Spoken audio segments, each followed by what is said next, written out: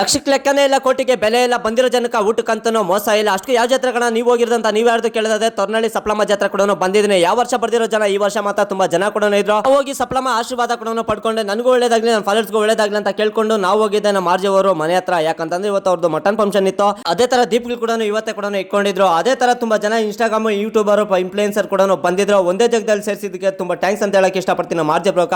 ಅವರೆಲ್ಲ ಕೂಡ ಊಟ ಮಾಡ್ತಾ ಇದ್ರೆ ನಾನು ಕೂಡ ಅಲ್ಲಿ ಊಟ ತಿಂದ್ರೆ ಮೇಲೆ ಕೂಡ ಊಟ ಮಾಡಿದೆ. ಯಾಕಂತ ನೀವು ಕೇಳಿದ ಪ್ರಶ್ನೆಗೆ ನಿಮ್ಮ ಹತ್ರ ಉತ್ತರ ಇರ್ತದೆ ಅಂತ ಕೂಡ ಅನ್ಕೊಂಡಿದ್ದೀನಿ. ಇಲ್ಲಿ ಊಟ ತಿಂದವ್ರು ನೋಡಿದ್ರೆ ಇಲ್ಲಿ ಬಂಡೆ ಹತ್ರ ಕೂಡ ನಿಂತ್ಕೊಂಡಿದ್ರು. ಅಷ್ಟು ಏನು ಕಣ ಮಾಡ್ತಾ ಇರ್ತಂತಂದ್ರೆ ಹೊಸ ವಿಡಿಯೋ ಕೂಡ ರೆಡಿ ಮಾಡ್ತಾವ್ರೆ. ಅದಕ್ಕೋಸ್ಕರ ಅದೇ ಟೈಮಲ್ಲಿ ಚಂದನ್ ಮತ್ತೆ ಭರತ್ ಬ್ರೋ ಮಣಿ ಬ್ರೋ ಎಲ್ಲ ಕೂಡ ಬಂದಿದ್ರು. ಬಂದವರೆಲ್ಲ ಕೇಳಿದ ಒಂದೇ ಪ್ರಶ್ನೆ, ನಿನ್ ಶಾರ್ಟ್ ಮೂವಿ ಯಾವಾಗ ರಿಲೀಸ್ ಅಂತ ಕೇಳಿದ್ರು. ಅದು ಅತಿ ಶೀಘ್ರದಲ್ಲೇ ರಿಲೀಸ್ ಕೂಡ ಮಾಡ್ತೀನಿ ಅಂದೆ. ಅದಕ್ಕೋಸ್ಕರ ಈ ಮಾತು ಕೂಡ ಹೇಳಿದ್ರು. ಬಂದಿರೋ ಎಲ್ಲ ಇನ್ಫ್ಲೂಯೆನ್ಸರ್ಗೂ ಹಸು ಟವಲ್ ಹಾಕಿ ರೈತರಿಗೆ ಏನಂತ ಕೂಡ ತೋರಿಸ್ಕೊಟ್ರು. ಟೈಮ್ ನೋಡಿದ್ರೆ 3 ಗಂಟೆ ಆಯ್ತು. ದೀಪ್ಗಳು ಎತ್ಕೊಂಡು ಸಪ್ಲಮ್ಮ ದೇವಸ್ಥಾನ ಹತ್ರ ಕೂಡ ಹೋಗ್ತಿದ್ದೆ. ಅದೇ ಟೈಮಲ್ಲಿ ಹೊಸಕೋಟೆ ಫುಡ್ ಫ್ಯಾಕ್ಟರಿ ಸೀನಣ್ಣ ಅವ್ರು ಕೂಡ ಬಂದಿದ್ರು. ನಮ್ಮ ಶಾರ್ಟ್ ಮೂವಿದು ಟ್ರೈಲರ್ ತೋರಿಸ್ತಾ ಈ ನೋಡ್ಬಿಟ್ಟು ಈ ತರ ಹೇಳಿದ್ರು.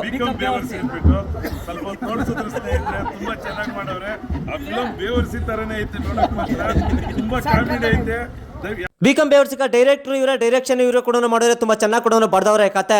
ನನ್ನ ವಿಡಿಯೋಸ್ ನೋಡ್ಕೊಂಡು ನನ್ನ ಗುರ್ತಿಟ್ಕೊಂಡು ತುಂಬಾ ಜನ ಫೋಟೋಸ್ ಕೂಡ ತಗೊಂಡ್ರೆ ನಿಮ್ ಪ್ರೀತಿ ಯಾವತ್ತು ನಾನು ಸದಾ ಚೂಣೆ ಆಗಿರ್ತೀನಿ ಅಂತ ಹೇಳಿ ಅದೇ ತರ ಆರ್ಜೆ ಬ್ರೋ ಜೊತೆಗೆ ಒಂದು ಸ್ಟೆಪ್ ಕೂಡ ಹಾಕ್ಬೇಕಾಗಿತ್ತು. ನಾನು ನನ್ನ ಫ್ರೆಂಡ್ಸ್ ಎಲ್ಲ ಸ್ಟೆಪ್ ಹಾಕೊಂಡು